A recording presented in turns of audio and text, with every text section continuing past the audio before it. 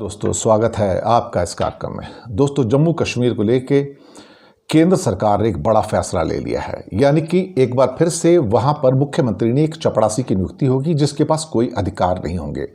दिल्ली के एलजी के पास जो पावर्स हैं वो सारी की सारी पावर्स अब जम्मू कश्मीर के राज्यपाल को सौंप दी गई हैं, ये सोचकर कि वहां पर जब अब सितंबर के महीने में चुनी हुई सरकार आएगी, जैसे कि सुप्रीम कोर्ट को प्रॉमिस किया गया था कि चुनाव करवाए जाएंगे, अब इस बात का आभास भारतीय जनता पार्टी को हो गया है कि वहां पर हमारे फौलादी शिकंजे से किसी भी हालत में जम्मू कश्मीर ना निकल पाए। लेकिन दिल्ली के अंदर अपना शासन चलाना और कश्मीर पर शासन चलाना, दोनों में ज़मीन आसमान का फ़र्क है। दरअसल सरकार को कश्मीर के अंदर एक चपरासी की ज़रूरत है मुख्यमंत्री के रूप में। एक मुख्यमंत्री की ज़रूरत नहीं है जिसके पास सारी संवैधानिक पावर्स हों।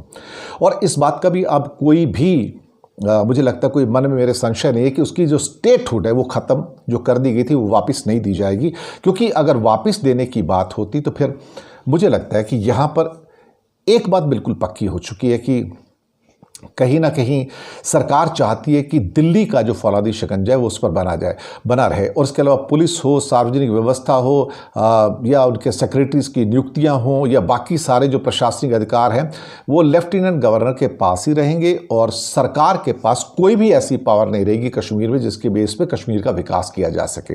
इसका मतलब ये हुआ कि वहाँ पर जो एक किस्म से उसके अभिमान पर जो चोट मारी गई है उसको और अब कड़ा करने की बातें वहाँ पर चल रही हैं। इसका मतलब ये भी हो गया कि सरकार नहीं चाहती है कि वहाँ पर चुनी हुई सरकार जो आएगी, जो कि 101% कांग्रेस और नेशनल कॉन्फ्रेंस की या फिर साथ में पीडीपी होगी, उनकी आएगी। कुल मिलाकर 90 सीटें हैं, जिसमें 47 सीटें घाटी में हैं और 43 सीटें जो हैं वो आपकी जम्मू रीजन में हैं। जब लोकसभा के चुनाव हुए थे तो भारतीय जनता पार्टी को जम्मू कश्मीर के अंदर जो 43 सीटें थी जम्मू कश्मीर की, उसमें सिर्फ 29 सीटें मिली हैं। तो उन्हें इस बात का एहसास तो हो गया कि जम्मू कश्मीर में उनकी सरकार नहीं बन सकती है। नहीं बन सकती तो फिर उनसे अधिकार छीन लो। अधिकार कैसे छीनोगे कि उसके पास जो उसकी स्टेटहुड छीनी गई, जो राज्य का अधिकार था वो छीन लिया गया था। मोदी भले ही वहाँ पर बोल के आए, लेकिन वो झूठ बोलते हैं। मोदी को हमेशा झूठ बोलने की आदत है। वो एक तरह से देखा जाए तो हैबिचुअली वो अब लाइज कर रहे हैं। उन्होंने कहा था कि इनका स्टेटहुड वापस करेंगे, लेकिन वो स्टेटहुड वापस नहीं करेंगे, आप लिख कर रख लीजिएगा, किसी भी हालत में नहीं करेंगे, क्योंकि उससे उनका फौलादी शिकंजा खत्म हो जाएगा।